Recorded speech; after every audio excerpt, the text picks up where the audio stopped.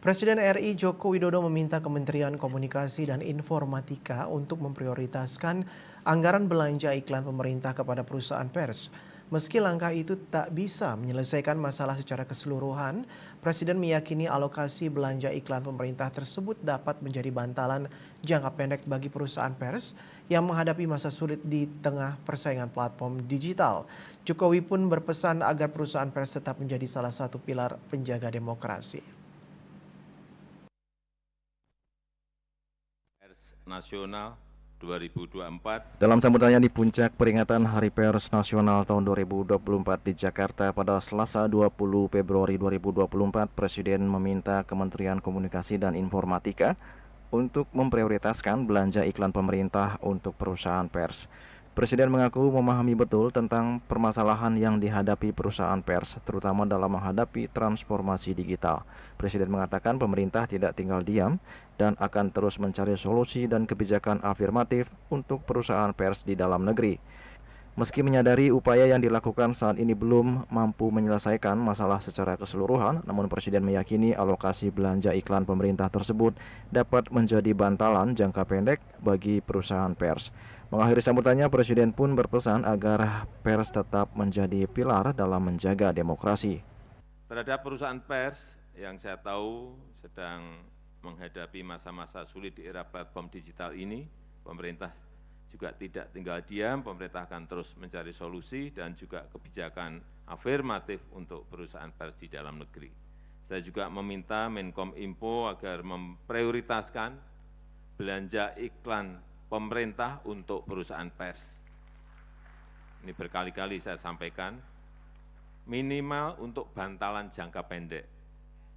Memang ini tidak menyelesaikan masalah secara keseluruhan.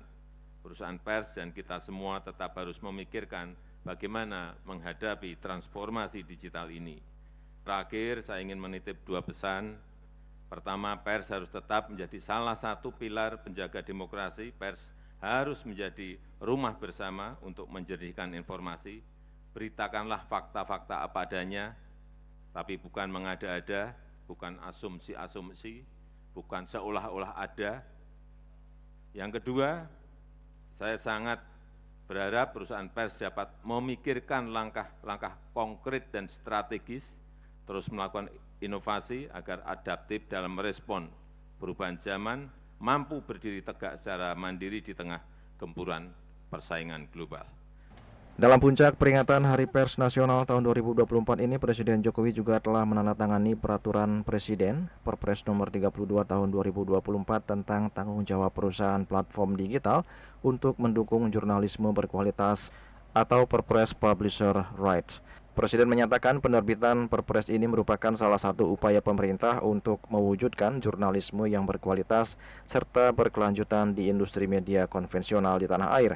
Presiden juga menegaskan bahwa Perpres tersebut tidak bertujuan untuk mengurangi kebebasan pers dan mengatur konten pers. Dalam Perpres tersebut, pemerintah mengatur hubungan bisnis antara perusahaan pers dan platform digital untuk meningkatkan jurnalisme yang berkualitas. Khusus untuk para pembuat konten kreator di Indonesia, Presiden meminta agar tidak khawatir dengan diresmikannya Perpres Publisher Right ini. Presiden menyebut Perpres tersebut tidak berlaku untuk para pembuat konten kreator. Dan kepada rekan-rekan kreator konten yang kabarnya khawatir terhadap Perpres ini, saya sampaikan bahwa Perpres ini tidak berlaku untuk kreator konten. Silahkan dilanjutkan kerjasama yang selama ini sudah berjalan dengan platform digital. Silahkan lanjut terus, karena memang tidak ada masalah. Bapak Ibu insan pers yang saya banggakan. Juli Suharto dan Ketua Madiasi melaporkan.